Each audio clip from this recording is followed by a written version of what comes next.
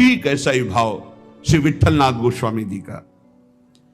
एक बार श्री श्रीनाथ जी को दूध पवा रहे थे।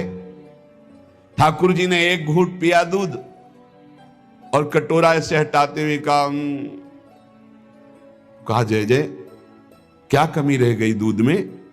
ठाकुर जी ने कहा बहुत मीठा कर दिया, मिश्री बहुत अधिक डाल दी, मुझसे पिया नहीं जाता। बड़ी मनोहार करी, आज पी लो कोई बात नहीं, क्योंकि पुत्र भाव है। ठाकुर जी ने बड़ा ऐसे करते हुए पिया। दूसरी बार भोग में आपने मिश्री कम मिलाई। ठाकुर जी ने एक घूंट पिया, ऐसे कर दिया। कहा जय जय, आज क्या कमी?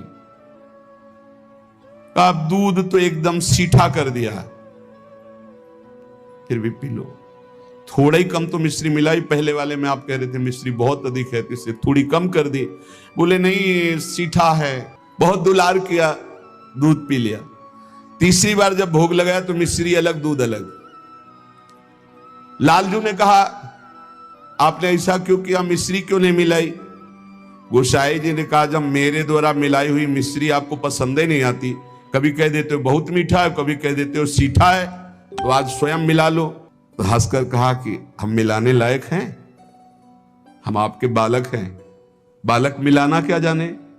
और दौड़ गए और गोद में बैठकर छाती से चिपक गए और कहा रूस गए क्या, मिला के पिलाओ, हम तो बालक हैं, हम थोड़ी मिला पाएंगे। ये था माम प्रपद्यन्ते, वात्सल्य भाव, मेरे पुत्र हो। तो वैसे ही ठाकुर जी गोसाई जी के हृदय से चिपक करके श्री श्रीनाथ जी कहने लगे मैं तो आपका बालक हूं ना। अशुभ प्रवाह होने लगा।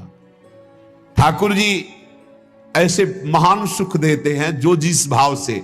एक दिन मचल गए, सैया रचना करके जब शयन कराने को गए, कहा यह सैया ठीक नहीं है, दूसरी सैया ले आए। ये बिछौना ठीक नहीं है, दूसरा बिछौना ले आए। नहीं नहीं ये रंग मुझे पसंद नहीं, और रंग का बिछौना बिछा दिया। अब कितने बिछौना कितनी सैयाएं बदल दी लालजू महाराज बार बार, ये ठीक नहीं, ये ठीक नहीं। पसीना पसीना हो गए थे गोसाई जी। गोसाई जी ने कहा कि आपको कौन सी सैया पसंद आएगी, कौन सा बिछौना पसंद आएगा? बोले बताओ, तुम सैया बनो और तुम्हारी छाती पे हम सोएंगे, क्योंकि हम यशोदा मैया की गोद में ही सो